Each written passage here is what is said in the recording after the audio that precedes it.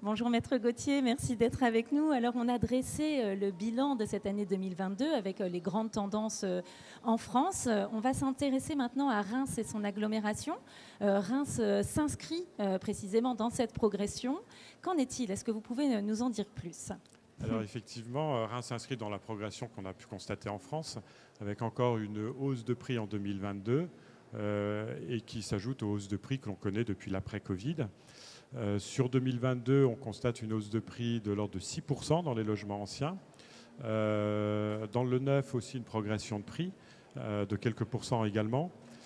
Dans l'ancien, pour Reims, on a une moyenne de prix de 2500 € du mètre carré, tout quartier confondu. Alors cette moyenne générale cache bien entendu de grandes disparités entre un centre-ville où là la moyenne est constatée à 3300 € du mètre carré et puis des quartiers plus périphériques où on peut descendre jusqu'à 1500 € du mètre carré.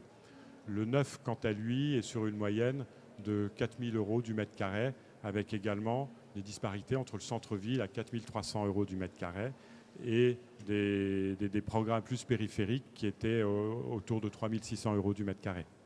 Est-ce qu'il y a toujours cet attrait du centre-ville? Est-ce qu'il y a des quartiers qui sont plus prisés que d'autres? Oui, alors il y a toujours l'attrait du centre-ville qui est nourri par la pénurie que l'on a de biens dans le centre-ville. Ça, c'est inhérent à la ville de Reims. Il y a peu de mutations en centre-ville. Les biens sont très recherchés et donc se vendent rapidement avec des prix élevés.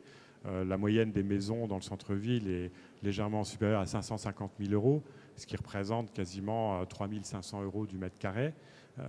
Évidemment, on a d'autres quartiers qui fonctionnent bien. On a les quartiers Jean Jaurès, quartier Pommery, qui ont bien progressé pendant 2022, avec des hausses de prix de l'ordre de 6-8%.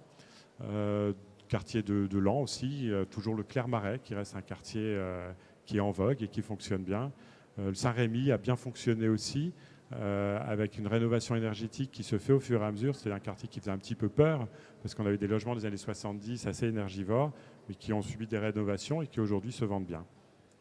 Qu'en est-il de cette population francilienne qui avait accouru vers Reims à l'issue du Covid? Alors effectivement, lors de l'après-Covid, on avait rencontré cette population francilienne qui venait se renseigner, une partie est venue s'installer à Reims, effectivement. Aujourd'hui, cet engouement s'est un petit peu tari. 2022, cet engouement a été moins évident sur le marché. Encore quelques visites, quelques installations, mais moins que dans les années qui ont suivi le Covid. Comment vous expliquez ça?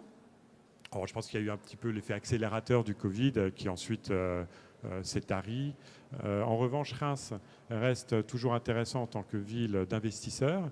Et là, on constate toujours des investisseurs hors région rémoise qui peuvent venir de régions parisiennes, du Nord également, enfin d'autres régions, et qui investissent à Reims parce qu'on est, par rapport à ces régions-là, sur des prix encore raisonnables. Bien qu'on ait progressé, on reste sur des prix raisonnables. Et puis Reims a un attrait, c'est les villes de 200 000 habitants qui ont fait parler d'elles parce qu'elles ont bien rebondi après le Covid. Et on a l'attrait étudiant, nous sommes une ville étudiante qui progresse avec des belles signatures, que ce soit Sciences Po, la Cato, Neoma, l'Université de Reims, qui attirent des étudiants et derrière forcément des investisseurs car il faut loger toute cette population étudiante. Alors, quelle perspective on peut entreapercevoir pour Reims dans les années à venir? Alors, le deuxième semestre 2022 a été plus calme. On a vu une baisse des volumes, des délais de commercialisation qui s'allongent.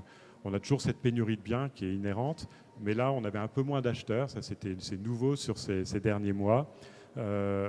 Donc, un petit peu moins de volume. Les prix, je pense qu'ils vont se stabiliser. On sort de 3 années de hausse. Donc, on va avoir une stabilisation des prix. Je pense sur le centre-ville, pas de baisse attendue. Peut-être que certains quartiers périphériques où on avait des hausses de prix qui n'étaient pas forcément justifiées, là on risque d'avoir, je pense, quelques réajustements de prix, mais hors centre-ville. Donc en conclusion, il fait bon investir à Reims, toujours acheter et investir à Reims? L'investissement immobilier reste toujours un bel investissement, c'est de la pierre. C'est un actif qui existe, qui est tangible, auquel les Français sont attachés, que ce soit pour leur résidence principale, mais aussi en termes d'investissement. C'est aussi une bonne préparation pour l'avenir. On parle beaucoup des retraites en ce moment. Et quel meilleur moyen de préparer sa retraite que d'acheter sa résidence principale et d'avoir éventuellement un peu de revenus locatifs à côté. Donc oui, l'immobilier reste complètement d'actualité, non seulement pour y habiter, mais aussi en termes d'investissement.